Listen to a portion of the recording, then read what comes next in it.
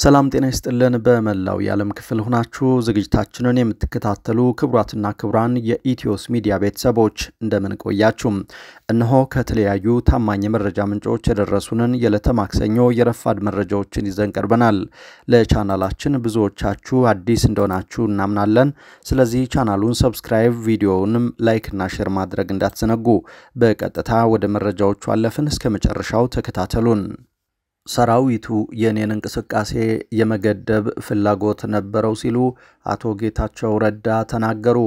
ከእገታውና ከከበባው አምልጭ አለው ሲሉ ማክለዋል የትግራይ ጊዜያዊ መንግስት ፕሬዝዳንት አቶ ጌታቸው ረዳ ቡድኑ እያሉ ከሚጠሯቸው አካላት እቅድ አምልጭ አለውም ብለዋል ከመቀሌ በወጡበት ዕለት የርሳቸውን ወደ አዲስ አበባ መጓዝ የተቃወሙ ወታደራዊ ኃላፊ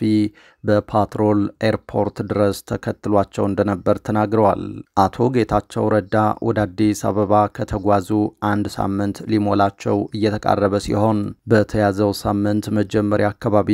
ወደ መቀሌ እንደሚመለሱ ገልጸው የነበረ ቢሆንም እስካሁን ግን አልተመለሱም ከቀናት በፊት ለደህንነታቸው የሚያሰጋ ነገር እንደሌለ ለቢቢሲ የተናገሩት አቶ ጌታቸው ከሪዮት ሚዲያ ጋር ባደረጉት ቆይታ ደግሞ መቀሌ ቢቆዩ ኑሮ እንቅስቃሴያቸውን የሚያግድ ውሳኔ ተላልፎባቸው እንደነበር ተናግረዋል ከበባውንም አምልጫለሁ ብለዋል እንዴት ታሳልፉታላችሁ የሚል ደንፍቶ ፓትሮል ይዞ ኤርፖርት ድረስ እንደመጣ አላሰማ ይህንን የመሰለ እቅድ መኖሩን የሰማሁት አዲስ አበባ ከደረስኩ በኋላ ነው የሚሉት አቶ ጌታቸው ወደ ኤርፖርት በሚጓዙበት ወቅት አካባቢውን በሚቆጣጠር ወታደራዊ አዛዥ አማካኝነት የተቋቋመ ኬላ አስቁማቸው እንደነበር አስታውሰው የኬላው ጠባቂ ግን እኔ መሆኔን ሲያውቅ አሳለፈኝ ብለዋል ይሁን እንጂ ኬላውን አልፈው መቀሌ አሉላ አባ ነጋ አውሮፕላን ማረፊያ ሲደርሱ እርሳቸውን ተከትሎ የመጣ አንድ ወታደራዊ ኃላፊ እንደነበር አስረድተዋል ይህንን ወታደራዊ እንቅስቃሴ ለህይወታቸው የሚያሰጋ ጭምር መሆኑን የገለጹት አቶ ጌታቸው ረዳም ይሁን እንጂ አሁንም የትግራይ ጊዜያዊ መንግስት ፕሬዝዳንት ነኝ ማህተሙም እኔ ጋ ነው ብለዋል ነገር ግን ወደ ትግራይ የሚመለሱ ስለመሆናቸውና ወደ ቢሮአቸውም ገብተው ስራቸውን የሚቀጥሉ ስለመሆኑ አለመሆኑ በተመለከተ ግን ያሉት ነገር የለም እርሳቸውን የቀድሞ ፕሬዝዳንት እያለ የሚጠራው የህወሓት ጽህፈት ቤት አመራር አባል የሆኑት አቶ አማኑኤል አሰፋ ደግሞ ጌታቸው ወደ ትግራይ ቢመለሱ ችግር እንደማይገጥማቸው በርሳቸውም ቦታ የሚተካውን ኃላፊ ከፌደራል መንግስት ጋር ተመካክረው እንደሚሰየሙ መግለጻቸው አይዘነጋም በሌላ መረጃችን የአማራ ፋኖ በወሎ እዝ የዘመቻ መምሪያ ኃላፊ የሆነው አርበኛ 50 አለቃ አያሌው መጋቢት 7 2017 ዓ.ም በሰርጎ ገቦች በተተኮሰ ጥይት መስዋዕትነትን ተቀብሏል ይህንን በተመለከተም የአማራ ፋኖ በወሎ እዝ የሐዘን መግለጫ አውጥቷል ቀጥሎ እናቀርባለን በወሎ አማራ ሳይንት ቀጠና መካነ ሰላም አካባቢ ተወልዶ ያደገው አርበኛ አያሌው የአማራ ህዝብ የተደቀነበትን አደጋ በውል ተረድቶ ይህንን አደጋ ለመመከት ውድ ህይወቱን አስይዞ የህልውና ትግሉን ከተቀላቀለበት ዕለትና ሰዓት ጀምሮ ስለሚገደሉ ህፃናትና አዛውንቶች በገፍ ስለሚጨፈጨፉ አማራውያን ስለሚወድሙ የሃይማኖትና የታሪክ ተቋማት ሲል ያለምንም ስስትና ፍርሃት በሚገባ የታገለ እንቁ ጀግና ነበር አርበኛ 50 አለቃ አያሌው ከበላይ አመራሮቹ የሚሰጠውን የውጊያ ስምሪት ተቀብሎ የተዋጋና ያዋጋም ለጠላት ኃይል የሳት ወላፈን ለወገን ኃይል ደግሞ የነጻነት ፋናው ሆኖ እስከ መጨረሻዋ ህቅታ ታግሏል አርበኛ አያሌው አማራ ድንበር የለውም በሚል ከወሎ በተለያዩ የአማራ ግዛቶች እየተንቀሳቀሰ ያዋጋና የተዋጋ ተላልቅ ጀብዶችን የፈጸመ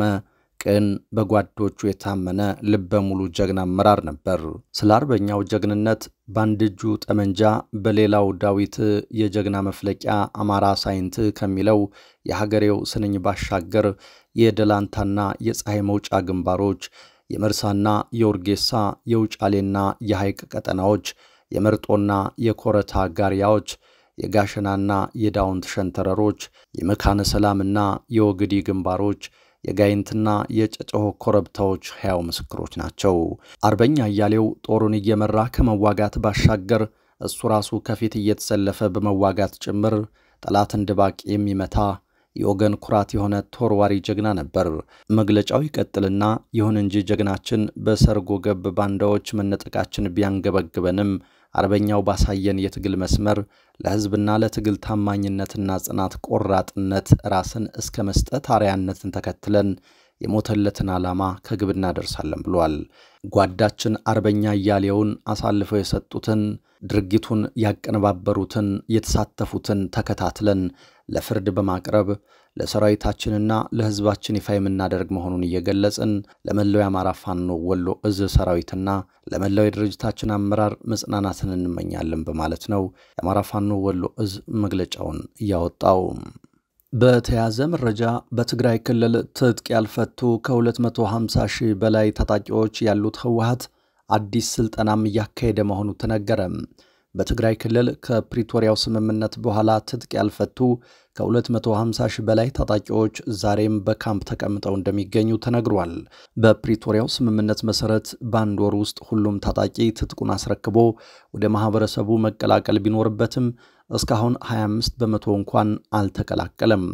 የጊዜያዊ አስተዳደሩ ፕሬዝዳንት አቶ ጌታቸው ረዳም